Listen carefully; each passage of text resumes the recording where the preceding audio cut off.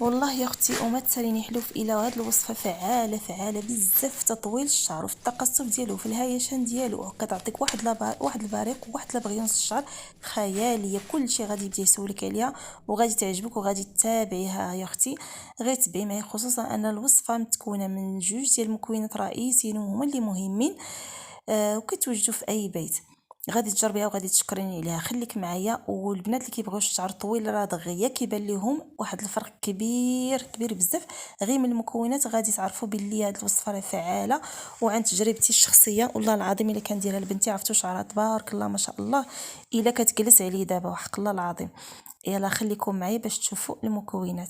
السلام عليكم ورحمه الله. وغنبدا معكم فيديو على بركه الله. كيف ما كتشوفوا المكون الرئيسي والاول اللي هو مهم بزاف وغني عن التعريف اللي هو البيض.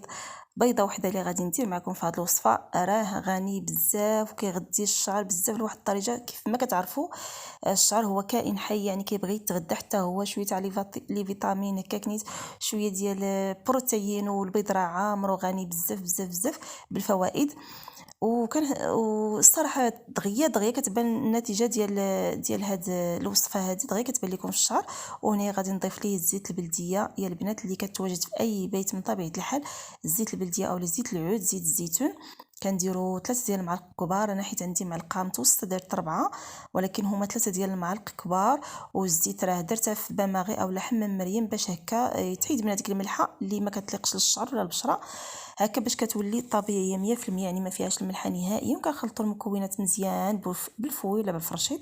عاده كنضيفوا عليها المكون الثالث واللي هو اختياري، ولكن الصراحه راه كيزيد حتى هو لانه كينقي البشره ديال فروه الراس، ما كيخليش باقي ديك القشره تكون ودوك الفطريات يكونوا في الشعر ديالنا اللي كياكلوا الشعر انه يطول وانه يتغذى.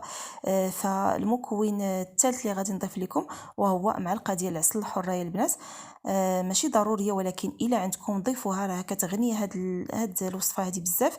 انا درت بحال قلتي معلقه صغيره هنايا لان المعلقه عندي متوسطه درت فيها النص ديالها تقريبا، يعني معلقه صغيره. وغادي نحرك مزيان واخا عندي انا جامده الصراحه مع البرد الدار بارده عندي. المهم كنحاول نخلط دوك المكونات. هاد العسل راه كيغني هاد الوصفه بزاف وكتحكوا بها كالفروه ديال الراس ديالكم، ما كيخليش دوك الفطريات، كيساعد الشعر انه يطول في مده قصيره وكيغذي الشعر ديالك. والزغبه كيغذيها من الجذور ديالها. وبالنسبه للزيت البلديه والبيض فهو كديروه على شكل ترطيبه، يعني بحال الترطيبه كتجبدي الشعر من الخصله ديال الشعر من جذور ديال الشعر حتى لتحت ديالو. وداك الجهه المتقصفه اللي كتكون في التحت ديال الشعر كتحاولوا ديروا ليها بزاف. وهكا كتلويو الشعر كيف ما غادي تشوفوا معايا.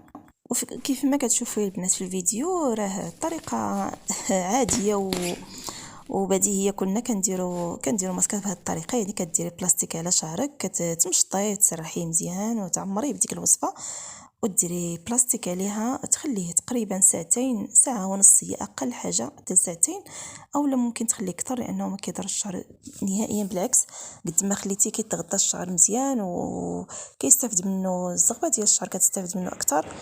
فهاد الوصفه كديريها مره في السيمانه حتى جوج المرات راها كافيه، خصوصا الا كديرها جوج المرات راه دغيا كتبان لك النتيجه في الشهر الاول. كتبان لك النتيجه بان الشعر كيطول. الصراحه هذه عن تجربتي الخاصه، ونتمنى ان البنات كاع اللي جربتها ما تبخلش عليا بشي تعليق هكايا محفز للبنات الاخرين باش حتى هما يجربوها. لان كاينين الناس الا ما جربوها عدد كبير ما كيزعموش انهم يجربوا هذه الوصفات.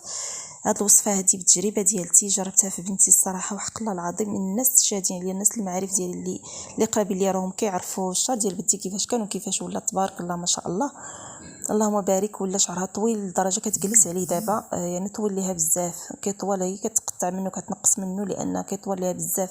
وهي هاد الوصفه علاش كديرها ماشي على طول ديال الشعر لان صافي اكتفت، كديرها غير باش كتعطي هذيك البغيونس للشعر. كيبان ليها الشعر ديالها فيه الحيويه والنشاط واخا كيطيح لنا في الخريف كيبقى يخلف وداك التقصف كيتوقف. صراحه زوينه بزاف. نتمنىكم تجربوها يا البنات. حتى لهنا غنكون وصلت للنهايه ديال الفيديو ديالي. نتمنى انكم ما تبخلوش عليا بالتعليق ديالكم الزوينين لايك وكذلك تدعموا هذه القناه، بسببكم راه كتكبر ان شاء الله. شكرا لكم. السلام عليكم ورحمه الله تعالى وبركاته.